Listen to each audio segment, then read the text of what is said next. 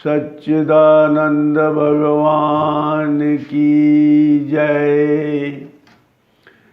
अभी तक हमने ये चर्चा की है कि मानव जीवन दो का जोड़ा है।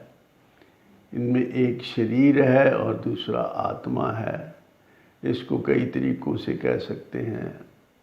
इसको सोल और बॉडी और स्पिरिट, बॉडी, सब्जेक्ट, ऑब्जेक्ट, क्षेत्र, क्षेत्रज्ञ, प्रकृति, पुरुष, कई तरीक़ों से ये दो अलग अलग तत्व हैं।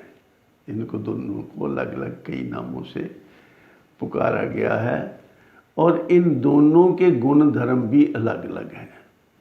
शरीर जो है ये पैदा होता है और ये फना होता है, पैदा होता है और मरता है। जन्म मरण इसका शरीर का है और इसमें कष्ट क्लेश होते हैं। इसको भूख लगती है। ये छोटे से बड़ा होता है, बड़ा होकर बूढ़ा होता है, बूढ़ा होकर मरता है, फिर पैदा होता है। ये तो इसके गुणधर्म है।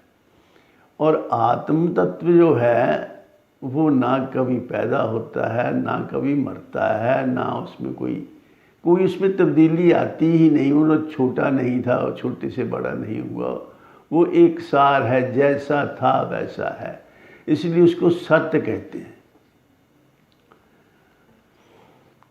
सत्य वही जो एक रस, अप्रवर्तित निर्विकार, परिवर्तित है स्थिर नहीं, माया चल स्वीकार। ये शरीर जो है ये माया का प्रोडक्ट है। ये स्वीकार है, विकार सहित है। इसमें विकार है, स्वीकार। और जो आत्म तत्व है ये विकार रहित है, इसमें कोई विकार नहीं है। ये सत्य चित्त आनंद स्वरूप है। ये सत्य है, ये चेतन है, ये आनंद स्वरूप है। तो इन दोनों में से मैंपन का हमने बोर्ड कहाँ लगाना है? मैं कौन हूँ?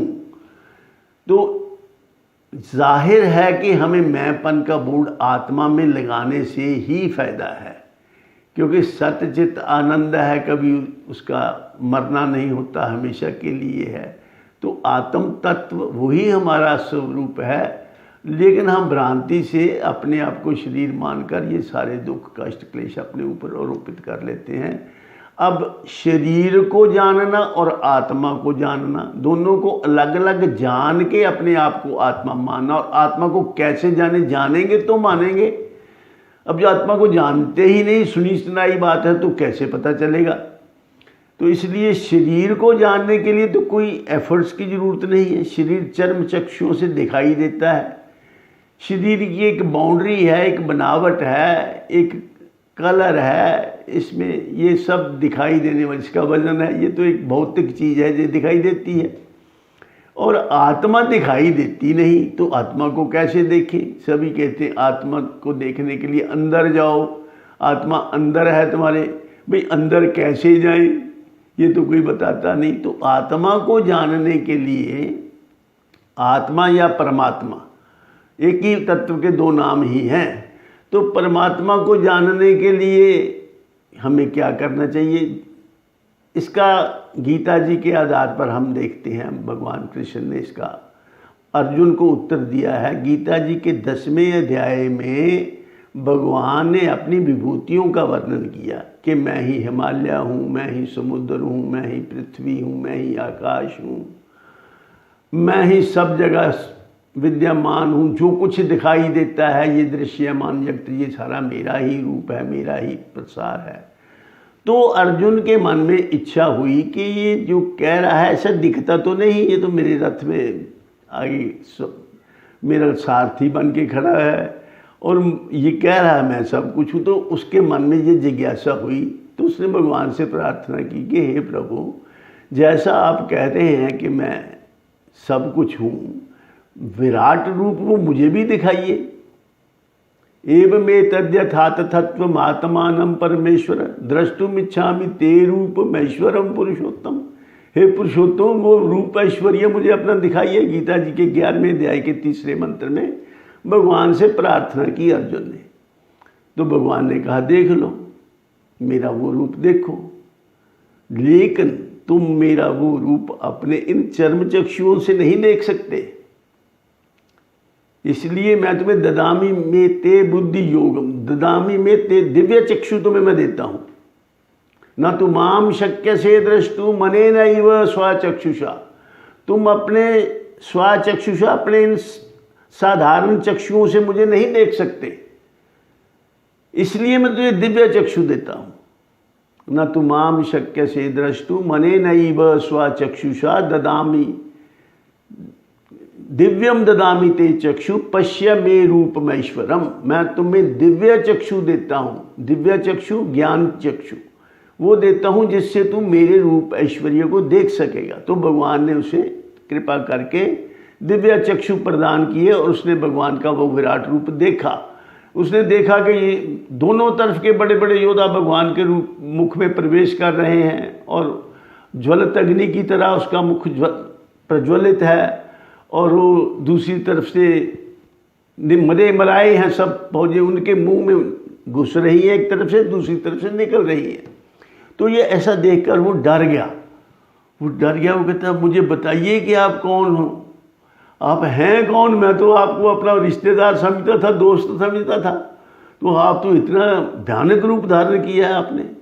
तो डर गया, डर कर कांपने लगा और कहता मुझे बताओ कि आप कौन हैं? भगवान ने कहा कालोऽस्मि लोक क्षयकृत प्रविद्धो लोकान समाहर तुम ही प्रवृत्त है, मैं बड़ा हुआ काल हूँ, इस वक्त लोगों को नष्ट करने के लिए आया हूँ। कालोऽस्मि लोक क्षयकृत प्रविद्धो लोकान समाहर तुम ही प्रवृत्त है, ऋते अपि तेना भविष्यन्ति सर्वे ये वस्थिता प्रत्यनेकेषु योधा। ये योद्धा लोग जो हैं तेरे ना मारने से भी मर जाएंगे, क्योंकि इनका काल आ चुका, मैं मार चुका हूं इनको। इसलिए तस्मात् त्वम तिष्ठि, इसलिए उठो, तस्मात् त्वम तिष्ठ यशोल्लभस्व जित्वा शत्रुन भुक्ष राज्यम समृद्धम, इसलिए उठो, युद्ध नाम मात्र के लिए युद्ध करो, निमित्त मात्र भव, निमित्त मात्र के लिए युद्ध कर और यश को प्राप्त कर और अपने सुख को भोग, राज्य के सुख को भोग। ऐसा भगवान ने उसको दिखाया अपना रूप, और फिर अपना ओरिजिनल रूप दोबारा उसने प्रार्थना की कि वही चतुर्भुज रूप मुझे दिखाइए। तो भगवान की कृपा से वो रूप प्राप्त होता है। कहने का प्राप्त मतलब ये है कि भगवान की कृपा से वो नेत्र चक्षु चर्म चक्षुओं की बजाय हमें जो ज्ञान चक्षु दिव्य चक्षु चाहिए वो भगवान की कृपा या गुरु कृपा से मिलते हैं। गीता जी के 10वें अध्याय के 9वें 10वें 11वें मंत्र में भगवान ने बताया है मच्चिता मदगत प्राणा बोधयंता परस्परम कथ्यंतश्च माम नित्यम तुष्यन्ति च रमन्ति च तेषाम सतत युक्तानाम भजताम प्रीतिपूर्वकम ददामि तम ते बुद्धि योगम ये न मामुपयांति ते। जो लोग निरंतर मेरा स्मरण करते हैं, जो निरंतर मेरी चर्चा करते हैं, उनको मैं वो बुद्धि योग देता हूँ जिससे वो मुझको जान लेते हैं। यानी वो ज्ञान चक्षु परमात्मा की कृपा से मिलते हैं। तेषामेवानुकम पार्थ महम ज्ञान जम तमा नाश्याम्यात्म भावस्तु ज्ञान दीपेन भास्वता। उनके हृदय में मैं ज्ञान रूप दीपक की तरह, ज्ञान रूप सूर्य की तरह प्रकट होकर उसके अंधकार में अज्ञान का नाश कर देता हूँ और उनको मेरा स्वरूप प्राप्त हो जाता है, मेरी सही जानकारी उसको मेरी प्राप्त हो जाती है। तो ज्ञान चक्षु या दिव्य चक्षु भगवान की कृपा से ऐसे मिलते हैं। ये बताया गया गीता जी के 9वें 10वें और 11वें मंत्र में 10वें अध्याय के। और इसके 3 मोटे तौर पे रास्ते भगवान ने बताए हैं गीता जी में, भक्ति योग, ज्ञान योग और कर्म योग। इनकी चर्चा हम आगे करेंगे। तीनों मार्गों से हमें परमात्मा की प्राप्ति किसी एक मार्ग में भी जाने से मिल सकती है। इन्हीं शब्दों से मैं अपनी वाणी को विराम देता हूँ और आप सबके कल्याण की कामना करता हूँ। आप सबके जीवन में शांति आनंद रहे और आपसे ये अनुरोध करता हूँ कि मेरे YouTube चैनल को सब्सक्राइब करें। सर्वे भवन्तु सुखिनः, सर्वे सन्तु निरामया, सर्वे भद्राणि पश्यन्तु, मा कश्चित् दुःखभाग् भवेत्। ओम शांति शांति शांति।